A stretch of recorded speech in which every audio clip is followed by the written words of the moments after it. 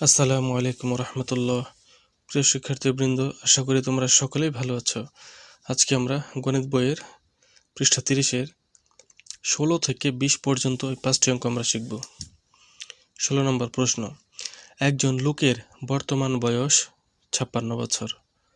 17 বছর পূর্বে মানে আগে, 17 বছর আগে তার বয়স কত ছিল? সমাধান, একজন লোকের বর্তমান বয়স 56 বছর। বলতো এই লাইনটুকু কোথা থেকে লিখেছি? এটা হচ্ছে এই যে প্রশ্ন থেকে দেখে দেখে লিখে দিয়েছি, এই যেখান থেকে। তারপর 17 বছর পূর্বে তার বয়স ছিল, এই যে এটা আমরা প্রশ্ন থেকে দেখে দেখে লিখব। 17 বছর পূর্বে তার বয়স কত ছিল? এই কত কত কত এটা না লিখে এই পুরো অংশটা এখানে লিখে দিব। প্রশ্নবোধক চিহ্ন দেব না, আর কত এটা দিব না, আর পুরো অংশটা এখানে দিব। এবার বিয়োগ, এই 56 থেকে 17 বিয়োগ, 56 থেকে 17 কি করব? বিয়োগ করব। বিয়োগ কেমন করব? হ্যাঁ, এই 6কে 16 ধরবো, 16 থেকে 7 বাদ দেব, 16টা দাগ দিলাম, 7টা দাগ কেটে দিলাম, কত থাকে? 9। এই 9, এই 56কে উপরে মনে করব, 17কে নিচে মনে করব, তাহলে করা সহজ হবে। মানে 6 হচ্ছে উপরে, 7 হচ্ছে নিচে, এইভাবে কল্পনা করবে। তাহলে 6কে 16, 16 থেকে দাগ দিলাম, 7টি দাগ কেটে দিলাম, কয়টা রইল? 9টি, এই যে 9। এবার হাতের একটা এই একের সাথে যোগ করব, 2 হবে 2। এবার 5 থেকে 2 বাদ দিলে, 5 থেকে 2 দিলে কত? 5 থেকে 2 গেলে 3, 5 থেকে 2 গেলে 3, 3। তাহলে এখানে 39 বছর, উত্তর হবে 39 বছর। আবার বলছি, একজন লোকের বর্তমান বয়স 56 বছর। এটা আমরা প্রশ্ন থেকে দেখে দেখে লিখে দিয়েছি। তারপর 17 বছর পূর্বে তার বয়স ছিল, এই অংশটা এই যেখান থেকে দেখে দেখে লিখে দিয়েছি। কত আর প্রশ্নবোধক চিহ্ন এই দুটি দেইনি এখানে। এবার 56 17 বিয়োগ, এই যে দুটি সংখ্যা বিয়োগ করলে হয় 39 বছর। উত্তর 39 বছর। 17 নম্বর, দুইটি সংখ্যার বিয়োগফল 175, বিয়োজ্য 277 হলে বিয়োজন কত? সমাধান, এখানে দুইটি সংখ্যার বিয়োগফল 175। বলতো এই অংশটুকু কোথা থেকে লিখেছি? এই অংশটুকু আমরা এই যে প্রশ্ন থেকে দেখে দেখে লিখে দিয়েছি।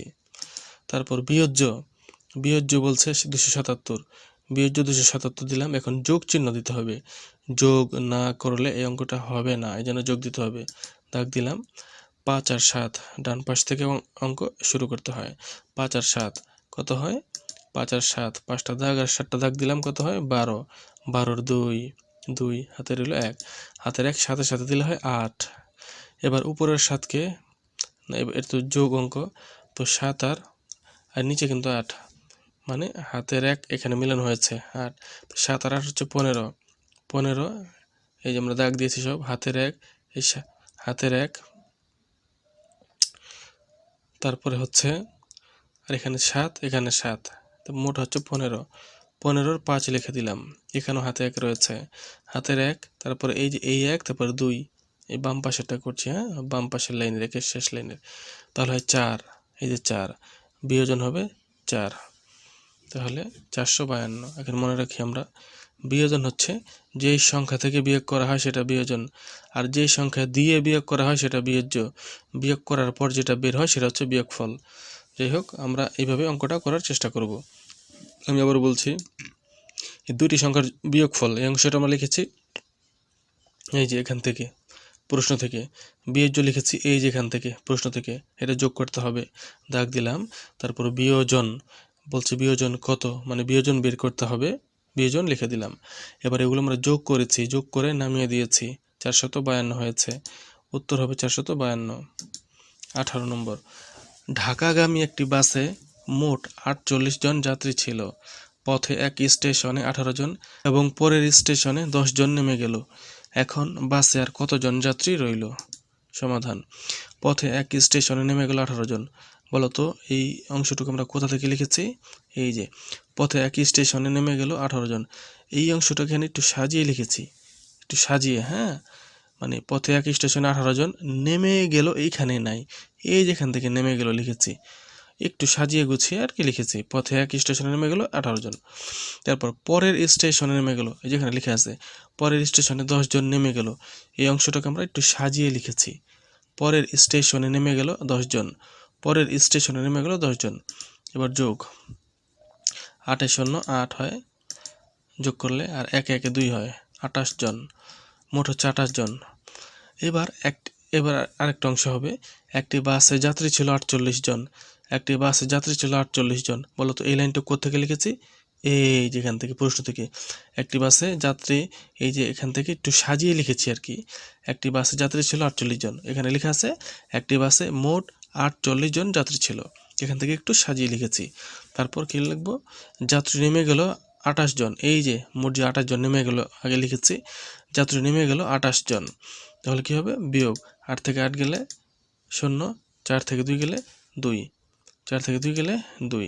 দেখো এই অংশে কিন্তু যোগ করেছিলাম অঙ্ক, এখানে কিন্তু আবার বিয়োগ, 4 থেকে 2 গেলে 2 মানে 20, যাত্রী রইল 20 জন, 20 জন, উত্তর হবে 20 জন। 19 নম্বর প্রশ্ন, এক ব্যক্তি 1370 টাকা নিয়ে ঈদের কাপড় চোপড় কিনতে বাজারে গেল। বাড়ি ফিরে দেখলো তার পকেটে খরচের পরে 165 টাকা রয়েছে। সে কত টাকা খরচ করলো? আমরা লিখব সমাধান। বাজারে নিল 1370 টাকা, বাজারে নিল 1370 টাকা। এখান থেকে হুবহু লেখা যাবে না, একটু সাজিয়ে গুছিয়ে লিখতে হবে। বাজারে নিল 1370 টাকা, পকেটে রইল 165 টাকা, পকেটে রইল 165 টাকা। বিয়োগ করতে হবে, খরচ করলো কত বিয়োগ করতে হবে। শূন্যকে 10 ধরতে হবে, 10 থেকে 5 গেলে 5, হাতে 1, হাতে রেখে 6 এর সাথে যোগ করব, 7 হবে। এবার 7 থেকে 7 গেলে 0, 7 থেকে 7 গেলে 0, এখানে কোনো হাতে নেই। এবার 3 থেকে 1 গেলে 2, 3 থেকে 1 গেলে 2, এর 1 এর 1 নামিয়ে দেব। 1205, 1205 টাকা। উত্তর 1205 টাকা। আমি আবার বলছি, বাজারে নিল 1370 টাকা। এই অংশটা আমরা হুবহু বই থেকে, মানে প্রশ্ন থেকে লিখতে পারবো না, একটু গুছিয়ে লিখতে হবে আর কি। বাজারে নিল 1370 টাকা বাজারে নিল। পকেটে রইল 165 টাকা, পকেটে রইল 165 টাকা। এবার খরচ করলো, এটা আমরা বিয়োগ করে পেলাম, এই অংশটা বিয়োগ করে। শূন্যকে 10 ধরেছিলাম, 10 থেকে 5 গেলে 5, হাতে থাকে 1, হাতের 1 6 এর সাথে মিলিয়ে দিয়েছিলাম, 7 থেকে 7 গেলে 0, এবার 3 থেকে 1 গেলে 2, 1 এর 1, খরচ করলো 1205 টাকা। উত্তর 1205 টাকা। 20 নম্বর, আবদুল্লাহর সঞ্চয়ী বাক্সে 8705 টাকা আছে। এখান থেকে তার বোন আয়েশাকে 1225 টাকা ঈদের খরচের জন্য দিল। আবদুল্লাহর কাছে আর কত টাকা থাকলো? এবার আমরা লিখব সমাধান। আবদুল্লাহর সঞ্চয়ী বাক্সে আছে 8705 টাকা। এই বলতো এই লাইনটুকু কোথা থেকে লিখেছি? এই যে অংশ থেকে, প্রশ্নের অংশ থেকে, অর্থাৎ এখান থেকে একটু গুছিয়ে লিখেছি। 8705 টাকা শেষে লিখেছি, আছে এটা একটু আগে লিখে দিয়েছি, এই আর কি, একটু সাজিয়ে লিখেছি। আয়েশাকে দিল 1225 টাকা, এই যেখানে আয়েশাকে দিল, এই যে সবুজ কালার যেটা, এই 3টাকে আমরা একসাথে এখানে লিখে দিয়েছি।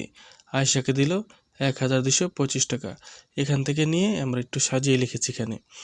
বিয়োগ, এবার 5 থেকে 5 গেলে 0, 5 থেকে 5 গেলে 0।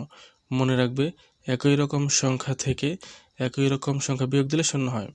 এবার শূন্যকে 10 ধরবো, 10 থেকে 2 গেলে, 10 থেকে 2 গেলে এই কেটে দিলাম, 10 থেকে 2 গেলে 8, 10 থেকে 2 গেলে 8, হাতে থাকে 1, হাতে 1 আর 2 3। এবার 7 থেকে 3 গেলে, 7 থেকে 3 গেলে 4, 7 থেকে 3 গেলে 4, এখানে কিন্তু 2 না, এখানে 3 হবে, কারণ ডান পাশে হাতে 1 ছিল, হাতে 1 আর 2 3 হয়। 7 থেকে 3 গেলে 4, 8 থেকে 1 গেলে, 8 থেকে 1 গেলে 7, 8 থেকে 1 গেলে 7, তোমরা গুণে দেখতে পারো, 8 থেকে 1 গেলে 7, তাহলে কত হবে? এখানে রইল 7480 টাকা, 7480 টাকা। উত্তর 7480 টাকা।